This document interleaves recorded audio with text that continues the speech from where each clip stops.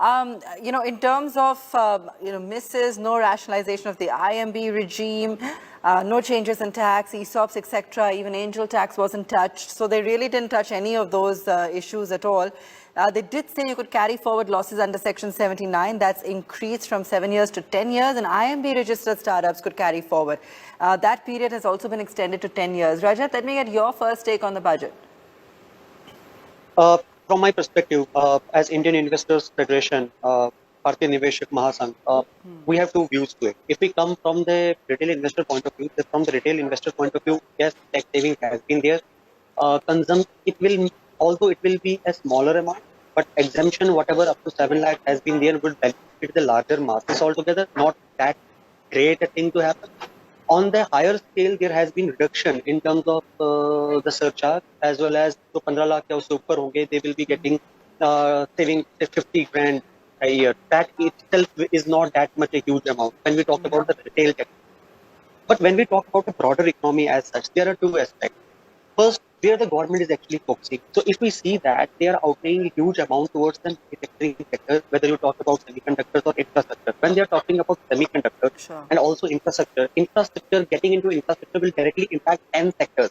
And let me quote the numbers here, and you can also check online. Between 13th April 2020 and 2021, when large caps, or you can say Digital India Mutual Fund as a sector itself, gave only 13%, 795% returns. It was commodity mutual funds and infrastructure. Infrastructure gave 110% returns.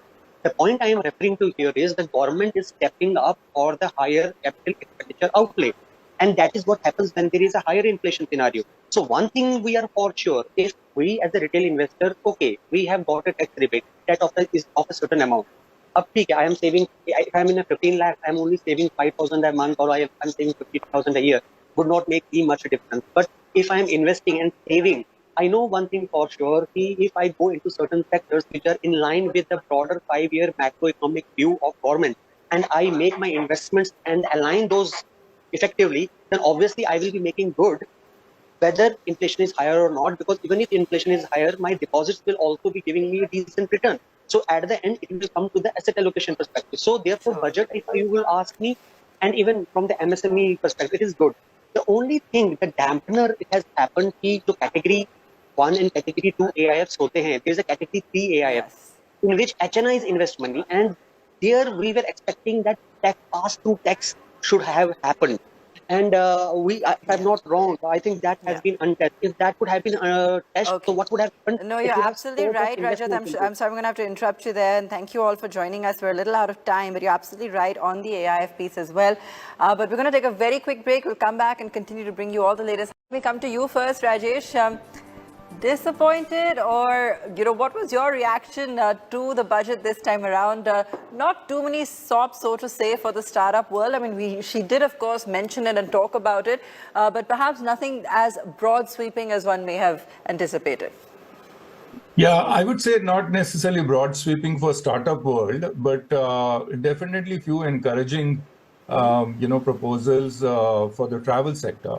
Okay. When you talk about, FM trying to set up sort of bring in travel and tourism industry to the limelight by, stating that there is going to be a push to promote India as a tourist destination with a mission, and also more specific proposals on increasing infrastructure outlays on railways, the roadways, and, revival of some 50-odd airports, and stuff like that, right? So these are all very, very encouraging. I think this, any capital expenditure spend on the industry's infrastructure gives a benefit from a long-term standpoint. So these are all encouraging proposals.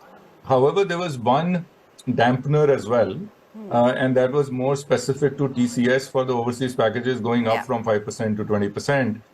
Which is huge, quite high. It is definitely going to sort of hurt the upfront cash flows for the consumers, people who are buying overseas packages.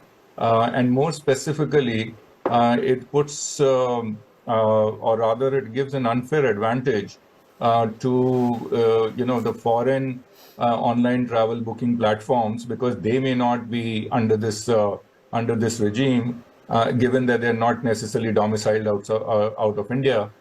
So they get away with it, and the Indian-based travel agents or the tour operators, unfortunately, have to just go through this, and which is clearly not creating a level playing field. So if there is anything that would be disappointing, I would say, with respect to travel sector, this will be a big disappointment. And I'm sure industry forums, and we are all going to sort of try and again request the government to reconsider this. Okay. All right.